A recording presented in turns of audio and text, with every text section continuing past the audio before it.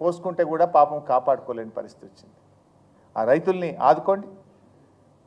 కొంతమంది అయితే అది ఆ పొలాలు పనికిరావు, ఇప్పుడు రాదు, ఆ చేయి దాటింది, వాళ్ళకు ఎన్యూమరేషన్ వెంటనే ప్రారంభించాలని చెప్పి ప్రభుత్వాన్ని డిమాండ్ చేస్తున్నాం. Thank you.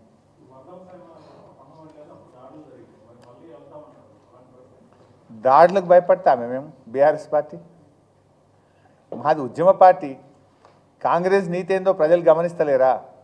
ఖమ్మంలో ఆ రోజు వరద బాధితులకు సాయం చేయడానికి మేము పోతే మా మీదనే దాడి చేసి మా మీదనే కేసు పెట్టింది. ఇప్పటి వరకు ఆ దాడి చేసిన మీద ఇంకా ఎఫ్ఐఆర్ కూడా కాలే.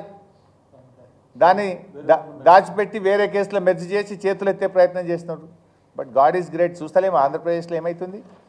కొంతమంది పోలీస్ అధికారులు అనుకుంటున్నాము వీళ్ళు పర్మనెంట్ అని. ఇవాళ ఏమైంది, అడిషనల్ డీజీలు ఐజీలు ఆంధ్రప్రదేశ్లో సస్పెండ్ అయిపోయి ఏమవుతుందో చూస్తున్నాం కదా, అరెస్ట్లు అయిపోయి. పోలీసులు కూడా చట్టానికి లోబడి పనిచేస్తే మంచిది. చట్టాన్ని అతిక్రమిస్తే ఇవాళ వాళ్ళు అధికారంలో ఉన్నారని ఇష్టం వచ్చినట్టు చేస్తే రేపు ఆంధ్రప్రదేశ్ తరహా పరిణామాలు ఎదుర్కొంటారు. Thank you.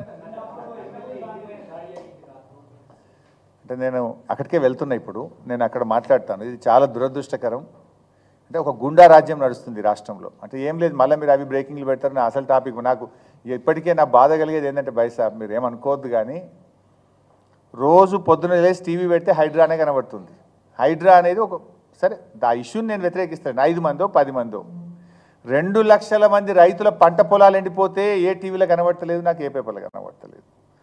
ఒక 2 లక్షల మంది చికెన్ గునియా తర్వాత వైరల్ ఫీవర్స్ డెంగ్యూ మలేరియాతో పరేషాన్ అవుతుంటే అది ఎక్కడ ఏ టీవీలో ఏ పేపర్లో కనబడిస్తా. అంటే ఈ ప్రభుత్వ వైఫల్యాలన్నీ డైవర్షన్ చేయడానికి హైడ్రా పేరు మీద ముఖ్యమంత్రి గారు మనందరి అటెన్షన్ డైవర్షన్ చేస్తుంటారు.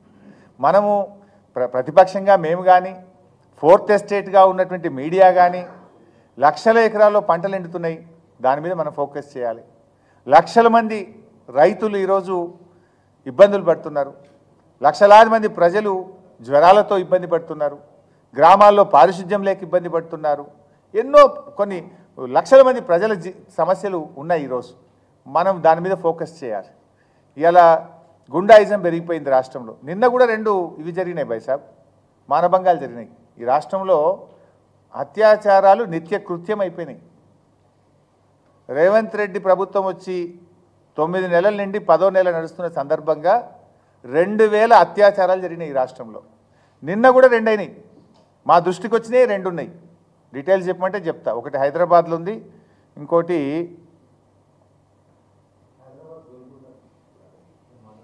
దేవరకద్ర.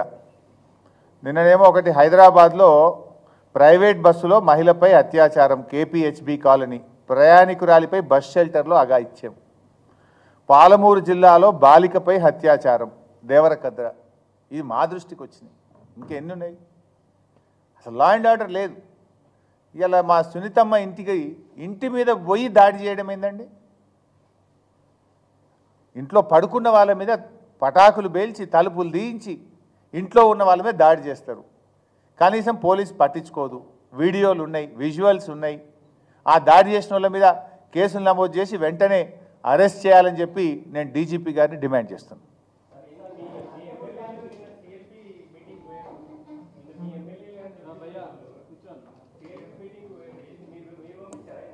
నేను మాట్లాడతా కానీ మీరు మళ్ళీ విడిచిపెట్టి అదే ఎడిటింగ్ పెడతామని నా బాధ.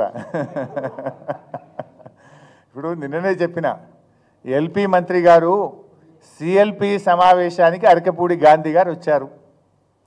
ఇకనైనా ఫిరాయింపులపై బుకాయింపులు మానండి అని నేను నిన్న ట్వీట్ చేసిన.